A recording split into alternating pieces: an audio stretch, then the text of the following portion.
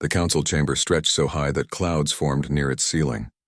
David Carter stood in the center of the massive room, alone on a floating platform that hovered 300 meters above the ground. Around him, rising in endless circles like a stadium built by gods, sat the representatives of 8,000 alien species. Some had eyes, some had sensors, some existed as pure energy in containment fields. All of them were watching him. David kept his breathing steady. The platform beneath his feet was transparent, designed to make whoever stood there feel small and vulnerable. It was working, but he refused to show fear. Not now, not when everything depended on the next few minutes. A voice filled the chamber, coming from everywhere at once. It spoke directly into his mind through the translation device implanted behind his ear. Human, you stand before the Galactic Council to answer for your species. Do you understand the charges? David looked up at the highest tier where Prime Executor Torin sat. Torin was a being of thought and light, contained in a sphere of crackling blue energy. The most powerful entity in the known galaxy, the voice of 10 million civilizations. I understand the charges, David said. His voice was amplified across the chamber, carried to every delegate by technology humans barely understood. But I don't agree with them. A ripple of reaction spread through the assembled aliens. Some made sounds. Others flashed colors. A few released chemical signals that the chamber's environmental systems quickly filtered out. Torin's energy field pulsed. That is not for you to decide. Humanity has been observed since you achieved faster-than-light travel 200 years ago. We have watched your expansion, your wars, your refusal to follow the protocols that have maintained peace in this galaxy for 1 million years. David nodded slowly. You've watched us. But have you understood us? We understand that you are dangerous, came a new voice. This one belonged to Commander Vrak, leader of the Kryn war fleets.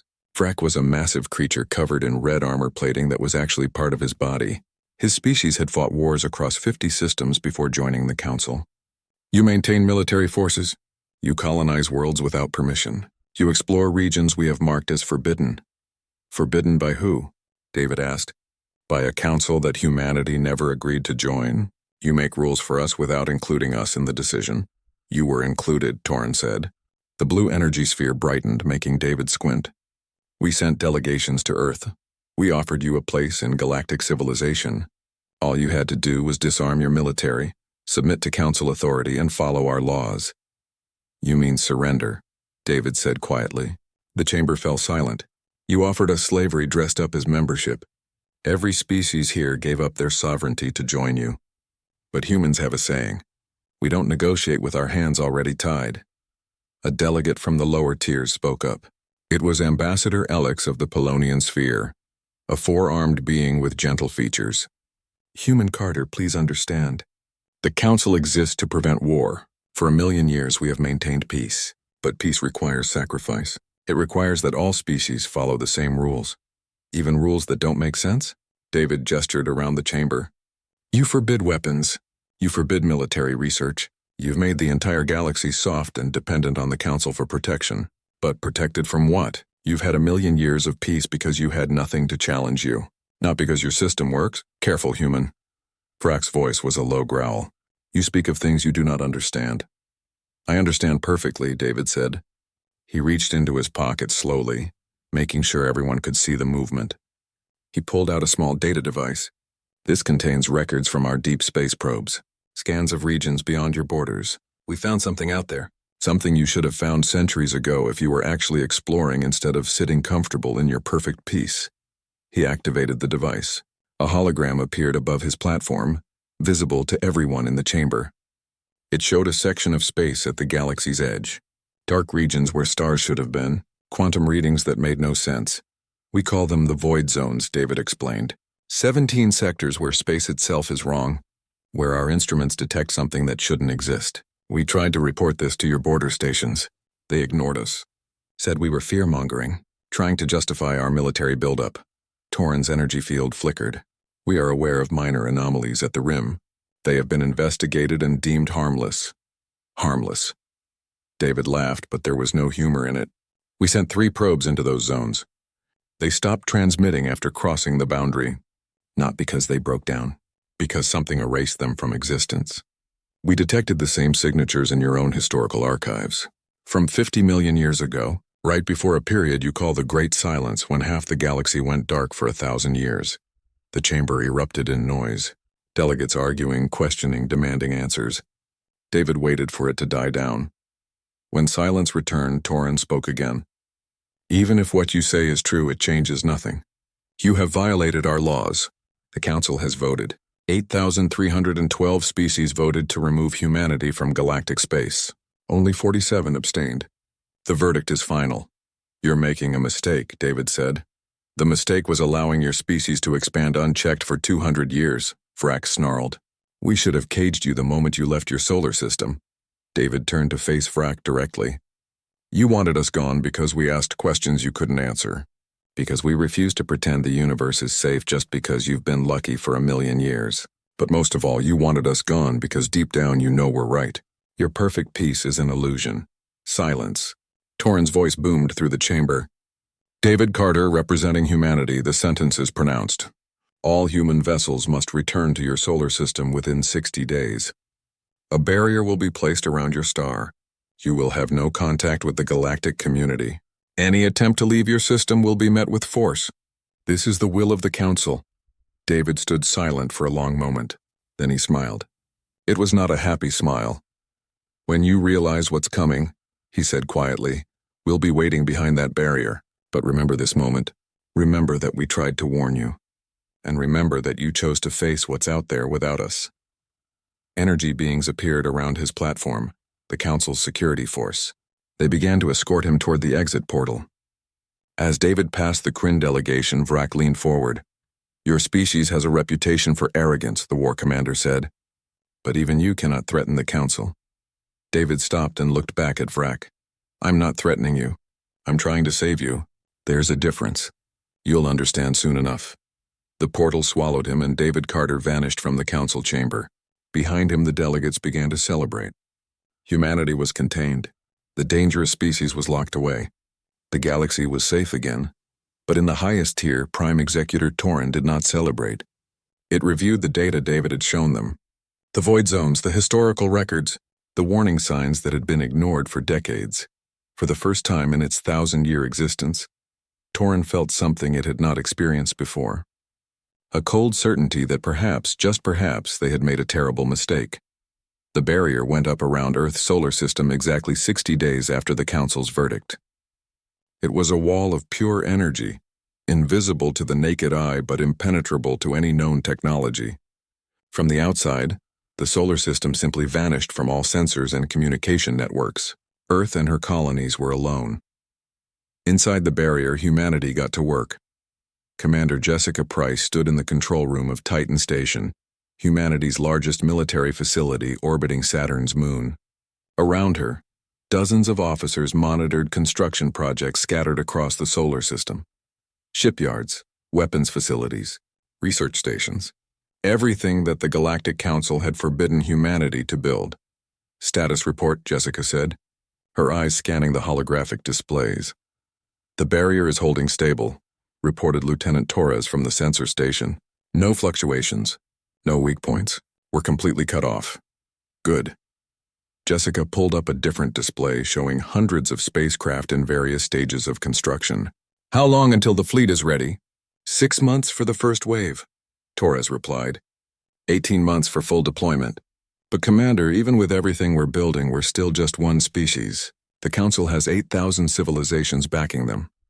The Council has 8,000 civilizations that haven't fought a real war in 1,000,000 years. Jessica corrected. We've been preparing for this since the day they first contacted us. They thought we were paranoid for keeping our military. Turned out we were just smart. A new voice spoke from the doorway. Smart or prophetic? Jessica turned to see David Carter entering the control room. The former ambassador looked tired. The trip back from Council space had taken weeks, and he had spent every moment of it analyzing what they knew about the void zones. David, Jessica greeted him. How was the journey home? Long. Quiet. The Council made sure we had no contact with anyone on the way back. He moved to the main display, studying the barrier around their system. This thing is impressive. They really want to make sure we stay locked up. Can we break through it? David shook his head. Not yet, maybe not ever. The technology is centuries beyond ours, but that's not what worries me.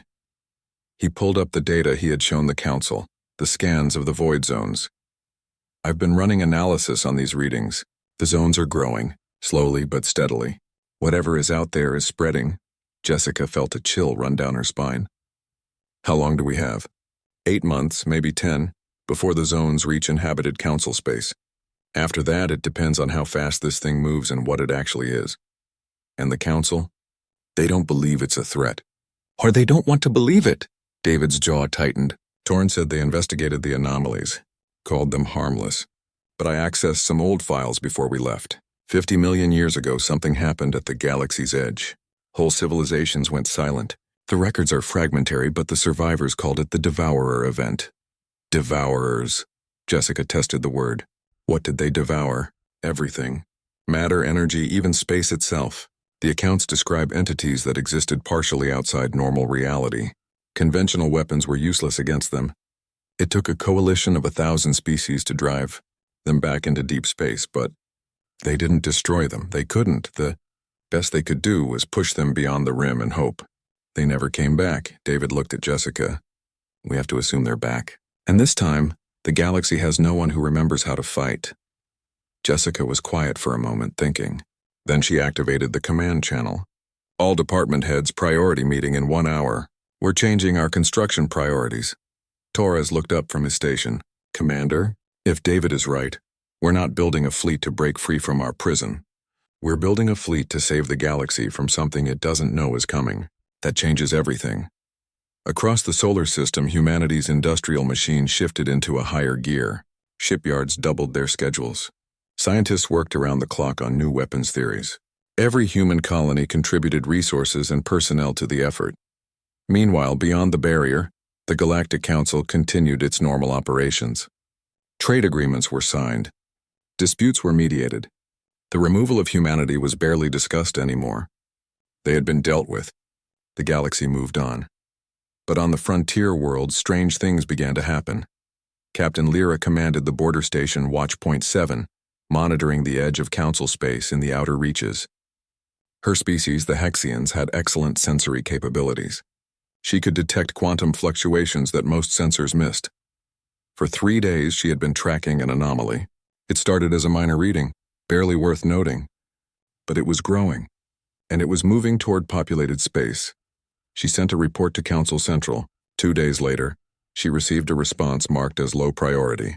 The message thanked her for her vigilance, but assured her that all anomalies in that region had been investigated and posed no threat.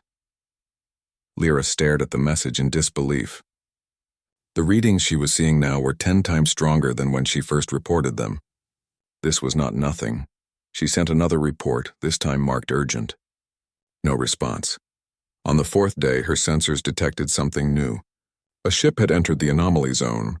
It was the exploration vessel Morning Light, carrying a crew of 300 on a routine survey mission.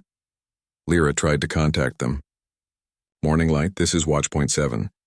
You are entering an unstable region. Recommend immediate course correction. The reply came back cheerful and unconcerned. Watchpoint 7, we show no hazards in this sector. Our mission profile is approved by Council Navigation. Thanks for the concern.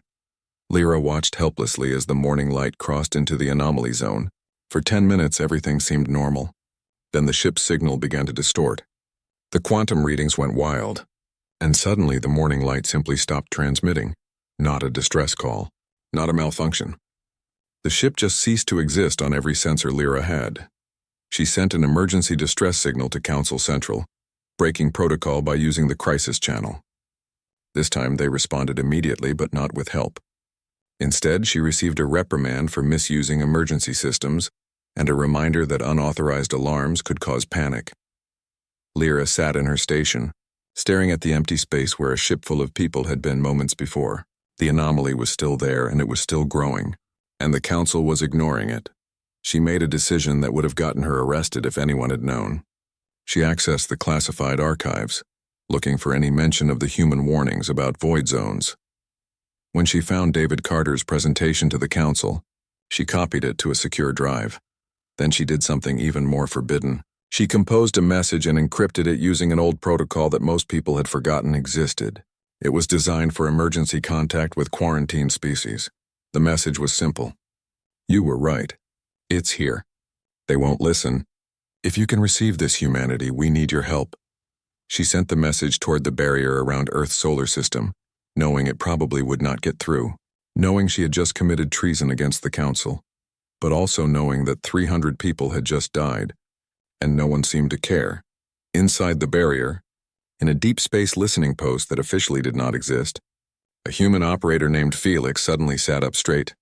Commander Price, you need to see this. The message had gotten through. Somehow, impossibly, a signal had punched through the barrier, and it confirmed their worst fears. Jessica read the message 3 times. Then she forwarded it to David and activated the fleet-wide channel. All ships, all stations. This is Commander Price. The threat is real and it's active. Accelerate all construction schedules. We're running out of time. 6 weeks after Captain Lyra sent her message, the Galactic Council could no longer ignore what was happening. 3 more ships had vanished in the outer reaches. 2 colony worlds had gone silent. And the void zones that David Carter had warned about now covered 47 sectors. Prime Executor Torin called an emergency session of the Council. The massive chamber filled with delegates, all demanding answers, all looking for someone to blame. How did this happen? Ambassador Alex of the Polonian Sphere spoke, her forearms gesturing frantically. We have monitoring stations throughout the galaxy. Why were we not warned? Commander Vrak of the Kryn stood, his red armor gleaming under the chamber's lights. We were warned. By the humans. We ignored them. The chamber erupted in noise. Delegates shouting, arguing, pointing fingers. Torin let it continue for a moment before releasing a pulse of energy that demanded silence. The question is not who warned us, Torin said, its blue energy field dimming slightly. The question is what we do now. Our military forces have engaged the phenomenon 3 times. Each engagement has resulted in total loss of our vessels. These entities, these devourers, as the ancient records call them, do not fight as we understand fighting. A hologram appeared in the center of the chamber, showing footage from the last engagement. Council warships, the most advanced vessels in the galaxy, firing every weapon they possessed at targets that seemed to phase in and out of reality. Energy beams passing through the devourers harmlessly, missiles being absorbed and converted into more hostile entities, and then, inevitably, the Council ships breaking apart as the devourers consumed them. They exist partially outside normal space-time, explained Chief Scientist Nara, a being of crystalline structure who served as the Council's head researcher. Our weapons are designed to affect matter and energy in our dimension. The devourers move between dimensions at will. We cannot touch them, but they can certainly touch us. So we are defenseless, Alex said quietly. Not defenseless, Vrak growled. We have the combined military might of 8,000 species. Surely we can devise a strategy. We have tried 17 different strategies, Nara replied. All have failed. The devourers adapt to every tactic we employ. They learn faster than we can innovate. The chamber fell silent. For the first time in 1,000,000 years, the Galactic Council faced a threat they could not negotiate with, could not understand, and could not defeat. Torin spoke slowly, as if each word caused pain. There is one possibility we have not discussed. The humans spent 2 centuries exploring the dangerous regions we avoided. They maintained military research we deemed unnecessary. They prepared for threats we insisted did not exist. You want to ask them for help, Vrak said. It was not a question. I want us to survive, Torin replied. Pride is a luxury for species that are not facing extinction. Another delegate spoke up, this one from a species called the Voth. Even if we wanted to contact them, we cannot. The barrier around their system blocks all communication. It was designed that way deliberately. I designed it, Nara said quietly. I can modify it. But the question is whether we should. If we let humanity back into the galaxy, we give up the power to control them. They will demand concessions. They will demand changes to our laws. Better to change our laws than to cease to exist, Alex said. The debate continued for hours. Some delegates argued that humanity was too dangerous to release.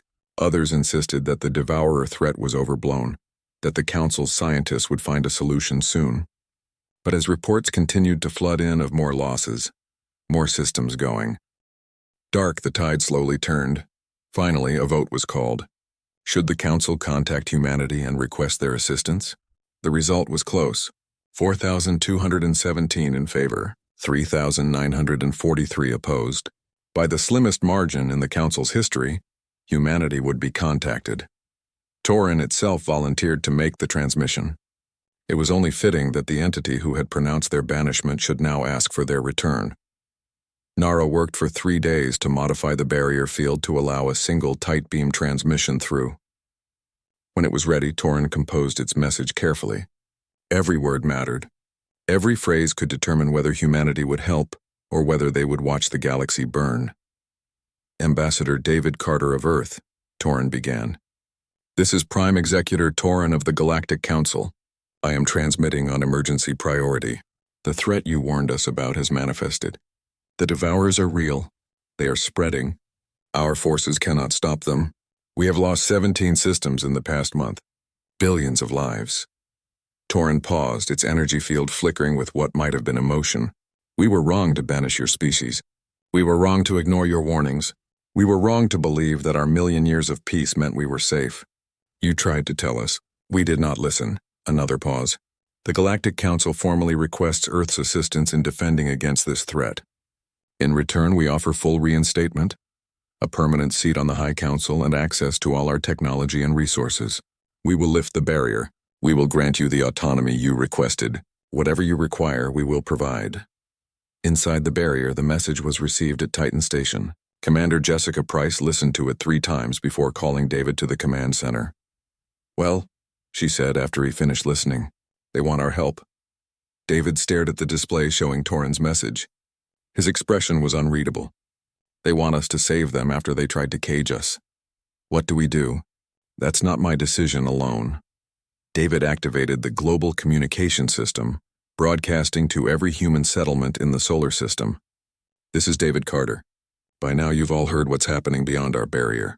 The Council is asking for our help. I'm calling for a vote. Do we help the galaxy that rejected us? Or do we stay here and let them face the consequences of their choices? The debate that followed was fierce. Some humans argued for isolation, for letting the Council suffer for their arrogance. Others insisted that millions of innocent lives were at stake, people who had no say in humanity's banishment. The vote took 6 hours. When it was done, the result was clear. Humanity would help, not because the Council deserved it, but because it was the right thing to do. David composed the response. Prime Executor Torin, this is David Carter. Humanity accepts your request for assistance. But we have conditions. First, you will formally apologize to our species for the injustice of our banishment. Second, you will grant us full autonomy. We will never again submit to rules we have no voice in creating. Third, when this is over, the Council will be reformed. Your million years of comfortable peace made you weak. That changes now. He paused, then added, we are coming to save you. Not because you deserve it, but because someone has to. Drop the barrier. We launch in 12 hours, the message was sent. And across the solar system, humanity's fleet prepared for war.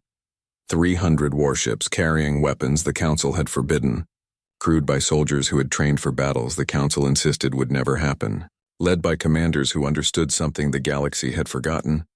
That survival was not about following rules. It was about adapting, fighting, and never giving up. The barrier dropped, and humanity returned to the stars. The human fleet emerged from faster-than-light travel at the edge of the Targa sector, where the Devourers had destroyed 3 Council battle groups in the past week. Admiral Keiko Tanaka stood on the bridge of the flagship Victory, studying the tactical display with cold precision. Sensor scan complete, reported her tactical officer, Lieutenant Park. Multiple Devourer signatures detected. They're feeding on the debris from destroyed Council ships. Growing larger, Keiko nodded. The reports had been accurate. The Devourers were not just destroying ships, they were consuming them, using the matter and energy to reproduce. Every victory made them stronger. All ships, battle formation Delta. Activate quantum dissonance generators on my mark. Keiko's voice was calm, steady. She had spent 30 years in Earth's military, preparing for threats that everyone else said were impossible. Now those years were about to be tested. The human fleet spread out, each ship taking position in a complex 3-dimensional pattern. The Council observers, watching from a safe distance, did not understand what they were seeing. It looked chaotic, undisciplined. Nothing like proper military formation, that was intentional. Devourers are moving toward us, Park reported. They're accelerating. Impact in 90 seconds. Let them come, Keiko said. Weapons, are the dissonance fields ready? Ready, Admiral. But I have to warn you again, these generators are experimental. They could tear our ships apart from the inside. Then we better make sure they work fast. Keiko opened the fleet channel. All ships, this is Tanaka. What we're about to do has never been tested in actual combat. Some of us might not survive the next few minutes. But if we succeed, we prove that these things can be killed. So let's show the galaxy what humanity does best. We fight impossible odds and we win. Activate dissonance fields now. Every human ship lit up with a strange purple energy. The quantum dissonance generators created zones where the laws of physics became unstable, where particles existed in multiple states simultaneously. It was technology based on decades of studying the anomalies that Council scientists had dismissed as harmless. The Devourers hit the field and recoiled. For the first time since they had appeared, they showed something like pain. The dissonance forced them fully into normal space-time, made them solid and vulnerable. All weapons fire, Keiko commanded. Human ships unleashed everything they had. Kinetic slugs, plasma cannons, missile swarms. Without the protection of their dimensional phasing, the Devourers could be hurt. They bled darkness into space, their forms breaking apart under the sustained assault. But the human ships were suffering too.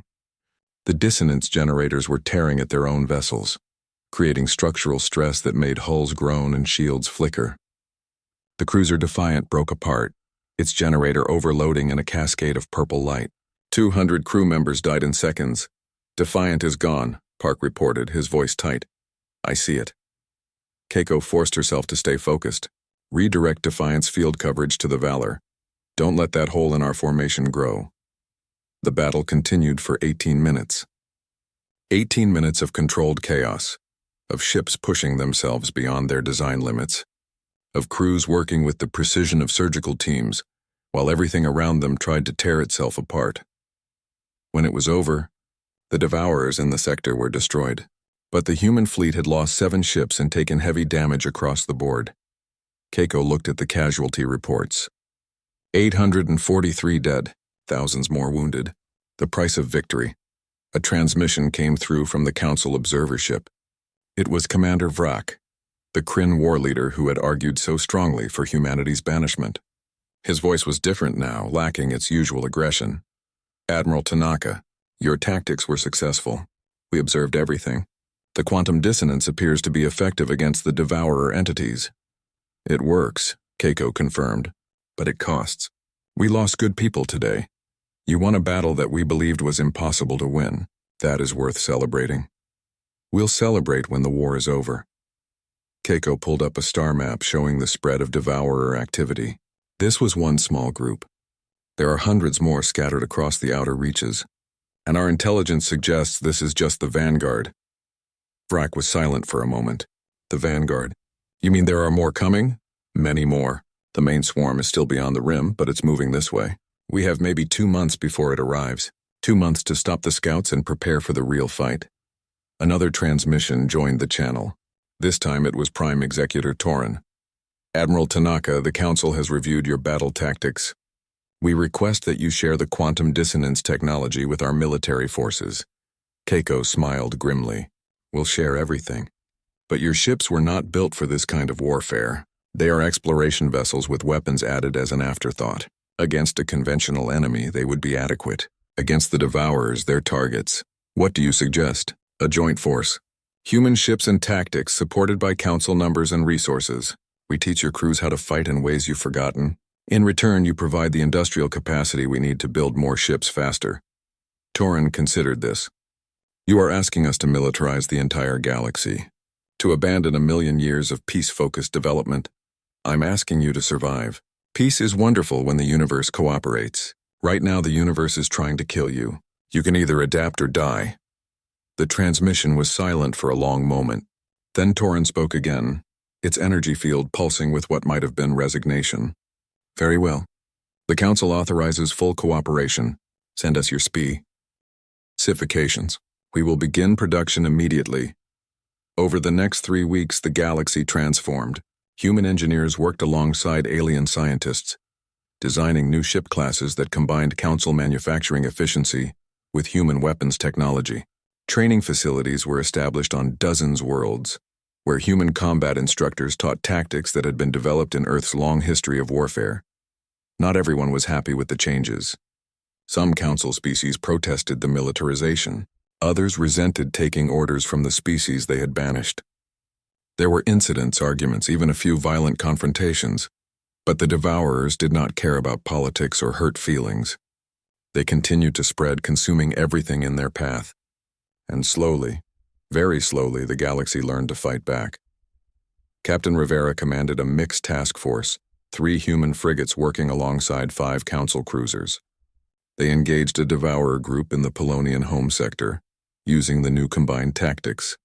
The human ships created the dissonance fields while the Council vessels provided overwhelming firepower. It worked. The Devourers were destroyed with only minor casualties on the Allied side.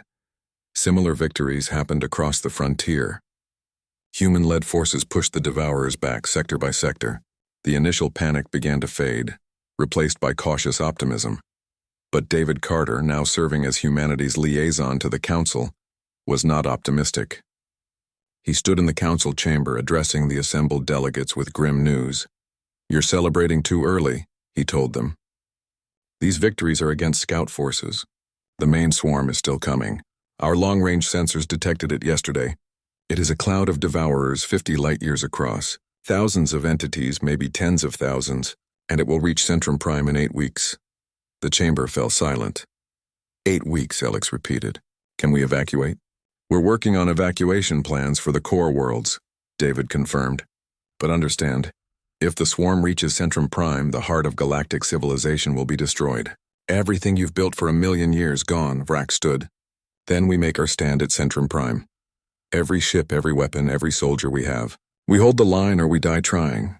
Finally, David said quietly, you're starting to think like humans. Yes, we make our stand. But we need more than ships and weapons. We need a miracle. Admiral Tanaka appeared on the holographic display, transmitting from the Victory. Maybe we have one. Our science teams have been analyzing the Devourer physiology. We think we've found a weakness. But exploiting it will require a sacrifice that no species has ever been asked to make. What kind of sacrifice? Torin asked. Keiko's face was grim. The kind that means some of us won't be coming home. The evacuation of Centrum Prime took 5 weeks. 10 billion beings representing thousands of species fled the capital world on every available transport. Human colony ships designed for the migration missions Earth had planned before their banishment carried the bulk of the refugees. It was strange seeing the same vessels that were meant to escape, persecution now being used to save persecutors. David Carter worked 18-hour days coordinating the evacuation while simultaneously planning the defense. He stood in the temporary command center on a moon orbiting Centrum Prime, watching the streams of ships departing the system. We're never going to get everyone out in time, said Governor Reeves, who had arrived from Mars to help with the logistics. There are still 2 billion people on the surface. We'll get as many as we can, David replied. But he knew Reeves was right. Some would be left behind. That knowledge sat in his stomach like a stone. Admiral Tanaka's fleet was already in position, forming a defensive perimeter around Centrum Prime. 3,000 ships total, 2/3 of them from Council species, 1/3 human. The largest military force assembled in galactic history. Against the Devourers, it might not be enough. On the flagship Victory, Keiko reviewed the battle plan one final time. It was desperate, risky, and relied on technology they had only tested in simulations, but it was their only chance. All ship commanders, final briefing in 10 minutes, she announced. Then privately, she pulled up a personal file, a letter she had written to her daughter back on Earth, just in case. The commanders assembled via holographic link. Human admirals stood alongside Council war leaders, a sight that would have been impossible 6 months ago. Keiko addressed them all with the blunt honesty that humans were known for. The swarm will arrive in 42 hours. When it does, we will engage using standard dissonance tactics. But our scientists believe the swarm has a central intelligence, something coordinating all the individual Devourers. If we can destroy that intelligence, the swarm should collapse. A Council officer asked the obvious question. Where is this central intelligence located? At the heart of the swarm, protected by thousands of Devourer entities. Getting to it will require a strike force to punch through the entire formation. A suicide mission, Vrak said flatly. Yes. Keiko did not sugarcoat it. We need volunteers for a one-way trip. Human ships will form the core of the strike force because our dissonance generators are more powerful.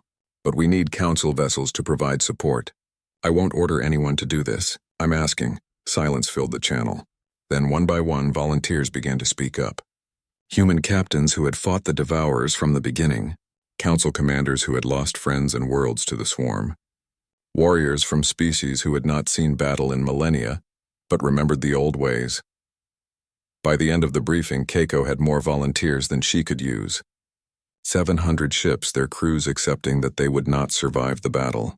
700 ships crewed by people who decided that saving others was worth dying for.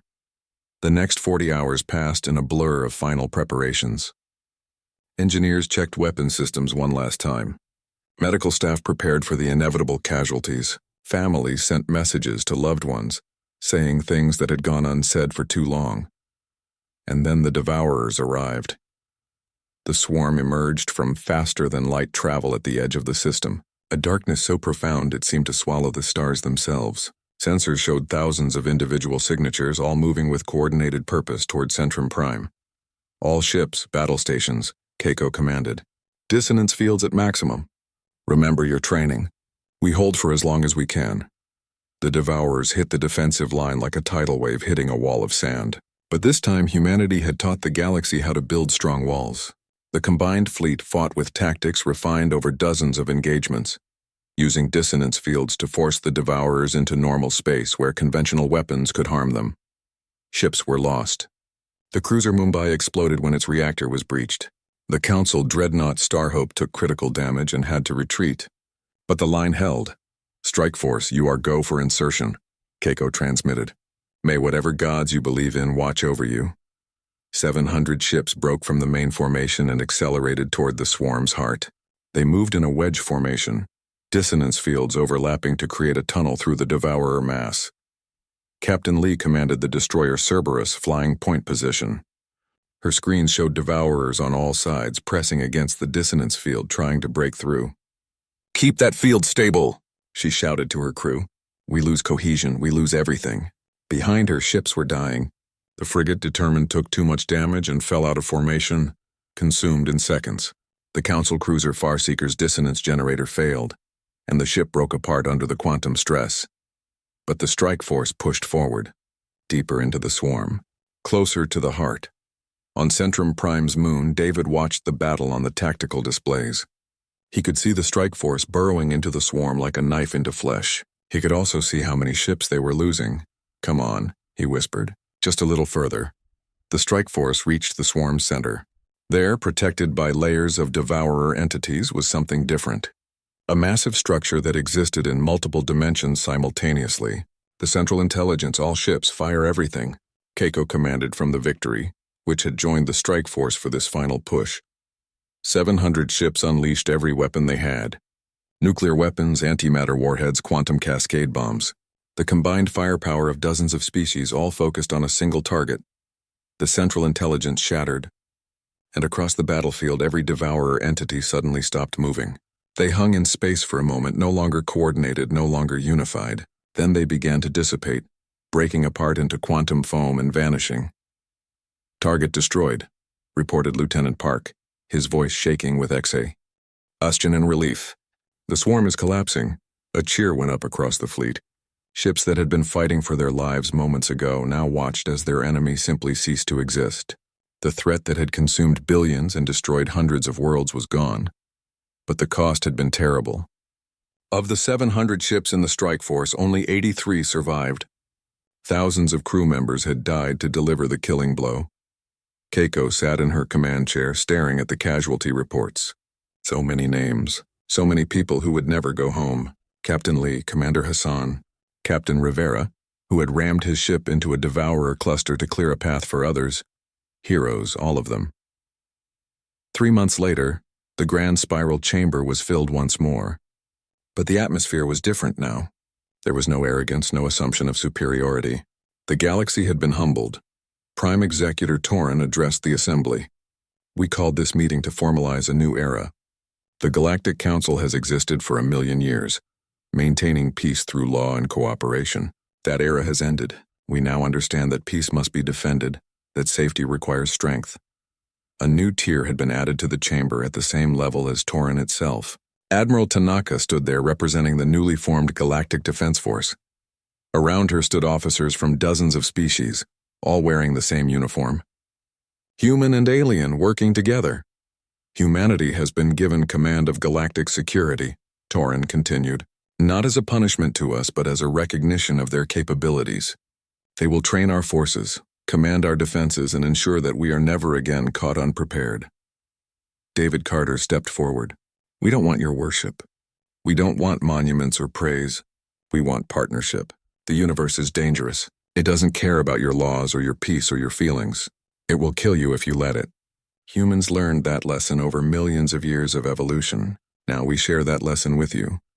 Ambassador Ellick spoke from her tier. What do humans require of us? Learn to survive, David said simply. Explore the dangerous places. Ask the hard questions. Stop assuming that comfort equals safety. And most importantly, never again exile someone for warning you about threats you don't want to face.